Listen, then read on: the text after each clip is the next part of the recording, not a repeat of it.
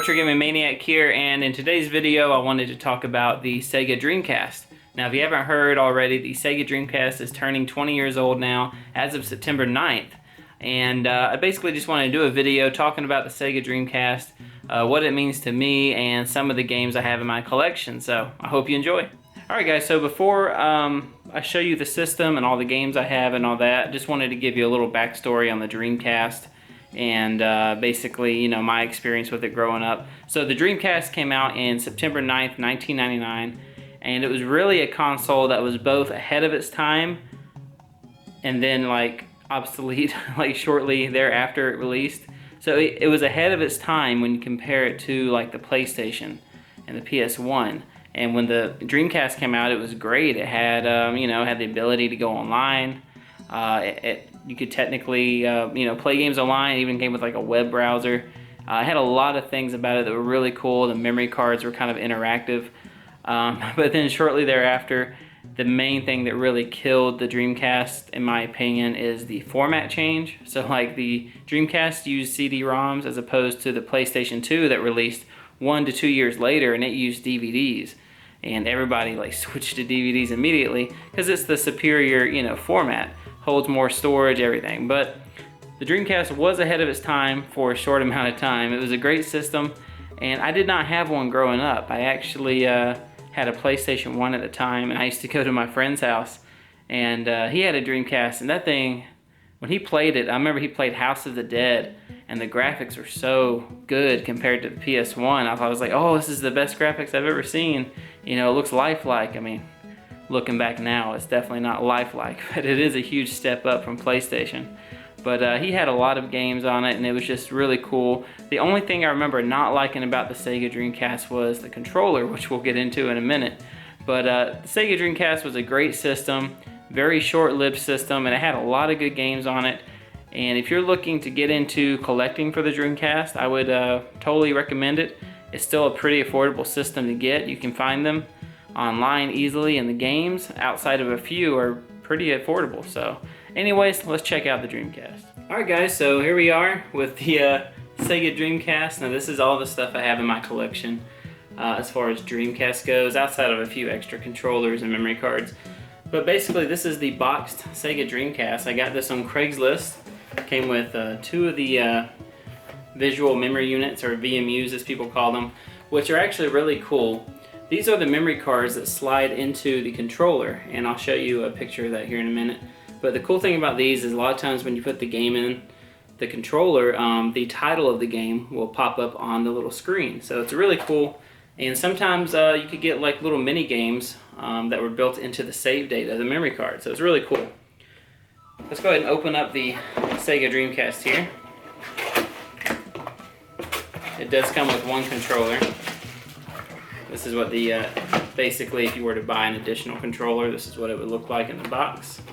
But yeah, I got all this outside of the games. I got like 12 games, the box system, controller, VMU for like 40 bucks on Craigslist. So here is the Dreamcast controller, which reminds me a lot of the Duke controller, or the original Xbox controller. Remember the big fat controller that came with the original Xbox? The weird thing about the Dreamcast controllers is it has one analog stick.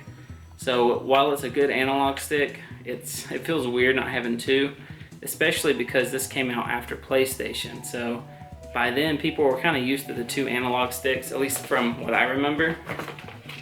And another weird thing, the cable for the controller is at the bottom of the controller. So what you would do is you put your memory card in, or your rumble pack, and then basically you pull the controller up and snap it into place like that. So now it's coming out of the top. It's a very weird design. I'm not sure why they went with that, but it works. Good controller, a little awkward, but once you get used to it, it's not bad. Let's go ahead and look at, these are the composite cables that it came with. And the AC adapter, or the power cord, is a standard power cord. Take the system out here. I don't know if I have the manuals and stuff for this system. Does not appear that I do. If you look on the side here, basically there's no games on the back, but if you you look on the side, it's got a few games and then some sports games and stuff that it features there. There we go. This is the Sega Dreamcast. It's very small, but it weighs a ton. It's like a brick. And these things are notorious for being extremely loud upon startup. So if you look on the back, you have your power port. You have your line in, because believe it or not, the Sega Dreamcast had the ability to use internet, and you could go online and play games like Phantasy Star Universe. That might be it. But it was back then, in 1999, that was amazing. But yeah, line in, AV out, serial port, probably for some kind of peripheral or something, or accessory. Power port. Got your power button, your open button, and 4 ports here. And the ports are very similar to that of a GameCube almost, really.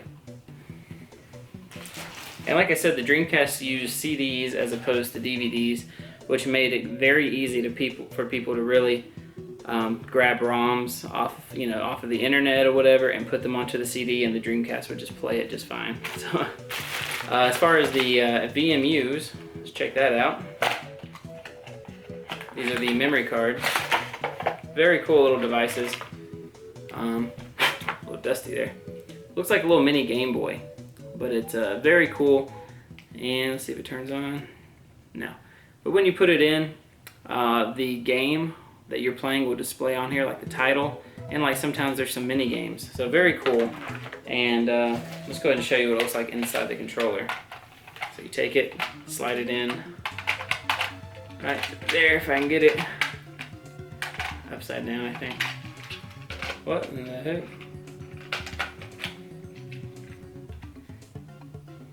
Am I doing this right? I'm not doing it right. It's upside down. I haven't played Dreamcast in forever. There you go. So you take the bottom cap off, and then now your controller has a memory card and a little LCD screen, which is very unique and still unique to this day. There's not another system out there with this design, for better or worse. But yeah, that's what I was doing wrong. You gotta take the cap off. Very cool. Put this to the side for now. This is a peripheral or accessory I got at a game store local to me, and it's really cool. It's House of the Dead 2, and it's basically the controller. And let's see if we can open it up here. House of the Dead was a very popular game on the Dreamcast. House of the Dead 2, I mean. It comes with the game. I have not tried it yet. I'm pretty sure the Dreamcast is region locked. I could be wrong, so I probably won't be able to play it. But it's cool anyways, and I think I got this for like super cheap. It was like $10 or something. I was like, I've got to have that. That is epic. Here's the little blaster for it, and it has a spot in the back here for the VMU. And there's your controls there. You have a D-pad, the start and select, and your trigger. So very cool. Like I said, for $10, I couldn't pass it up. And let's check out some of the games. I just showed you one, House of the Dead 2. That's what it looks like. Japanese version, so I probably won't be able to play it. If the Dreamcast is backwards compatible, just let me know in the comments. I have a few games on the Dreamcast, not like very many great ones, but I have a few. I have Virtua Tennis. It's actually a pretty good game. Toy Commander is a great game. Here, I'll show you the back. It's very cool. I don't know how you would explain it really, but it's like a fighting game with toys, or like Twisted Metal with toys, if I had to explain it. Coaster Works. I haven't opened this one yet. It's still sealed. It looks really good. Almost reminds me of like Theme Park, but focused mainly on like roller coasters. Sega Marine Fishing. Believe it or not, it's a pretty good fishing game. Very popular at the time. This is the web browser disc for the web browser. It's still sealed, but you could go on the internet with this using a dial-up connection. You could chat, and it basically used AT&T. There you go. Old school. I think there's some people online that were still managed, or people on YouTube that I watched that were able to get online using the Dreamcast with this, and it was just horrible. But NFL 2K, I got that for like 99 cents. Carrier. Now, this one is really cool. It's a game I have not got a chance to play yet, but I have watched some YouTube videos on it. And it's just a survival horror game for the Dreamcast, which I'm big into survival horror, which is weird that I haven't played this yet. Air Force Delta, good, Ace Combat style game. What else we got? Blue Stinger. This is a really good game. This one I did pay full price for, $14.99, and it's like a Resident Evil clone. It's really cool. I like the cover on the front. You got the guy with the gun and like the little zombie face there. Sega Bass Fishing, another good game. Legacy of Kain Soul Reaver. I first played this on a PlayStation demo disc, and I loved the demo. I just played over and over, so I went and got it on Dreamcast, but great game. Speed Devils, a racing game. Feels like Twisted Metal when you play it. Echo the Dolphin, Defender of the Future. Not much to say here. It's Echo the Dolphin, do dolphin missions. King of Fighter, 99, great fighting game. I was always more of a Street Fighter fan, but King of Fighter was nice. I liked it. NBA 2K 2000, I don't even have the case for it.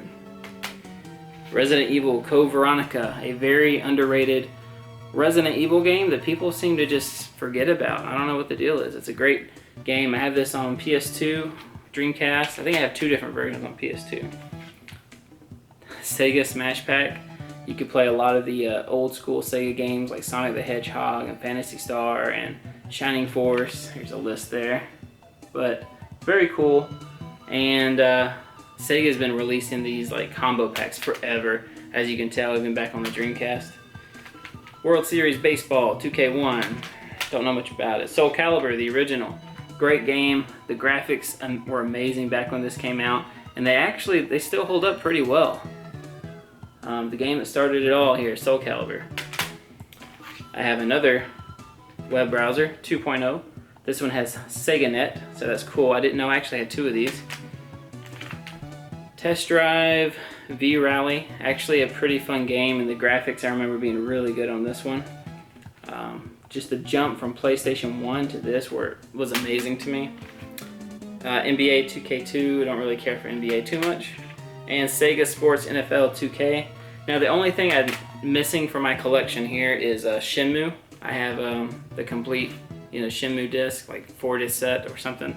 But I don't have the original case. I just have them loose in a binder, unfortunately. But anyways, that's my Sega Dreamcast collection. Sorry if this video went on a little too long, but just wanted to give you my thoughts on the Dreamcast, show you some of the games I have for it, and just show you the system itself. Quick notes on the system. It's 20 years old now. It was one of the, I won't say the first system, but it was one of the mainstream systems that just had like the ability to let you play online. I mean, technically I think you could play online with some Sega Genesis games back in the day using some Sega adapter, but it lets you play online. It used CD-ROMs, so it was very easy to basically copy your own games and make your own games and port them over to a disc and just play them. And it was a system that came out and it was ahead of its time, but for only like a year, and then boom, when the PlayStation 2 came out, it wiped the floor with it, and that was it for the Sega Dreamcast. But it's a great system to collect for if you enjoy any of these kind of titles. Soul Calibur, a lot of these are still popular titles today. The King of Fighters and Soul Calibur, things like that are still popular games going on today that they're still making. But anyways, thank you guys for watching this video. Sorry it was so long, but I'm finally back to making videos. I'm going to try to have one every week. We'll see how that goes. But anyways, thank you for watching. If you enjoyed, hit the like button. Go ahead and subscribe and hit that notification button so you get notified when I upload a video. But thanks. We'll see you.